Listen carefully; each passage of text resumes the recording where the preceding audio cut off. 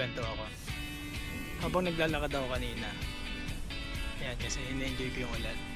So habang naglalakad ako kanina, may nakita ako isang lalaki. Nakaupo siya sa ilalim ng puno.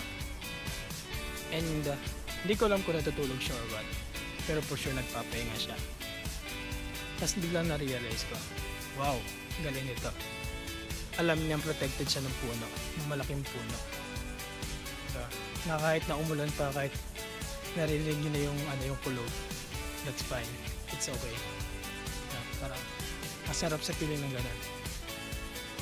Na dapat tayo rin mga tao ganun. Dapat at all times alam natin na safe tayo. Kung siya nga puno lang kampante na siya. Paano pa kaya tayo na protected ni Lord? Ang napakalaking God, di ba? Kaya knowing na ganun yung situation, kahit gaano pa kalaki unos, kahit pa bagyo or matinding ulan, alam natin na protected tayo kasi may malaking God tayo. Yun lang.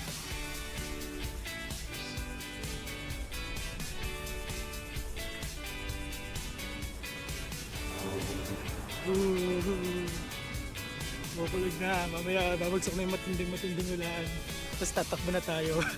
Joke lang.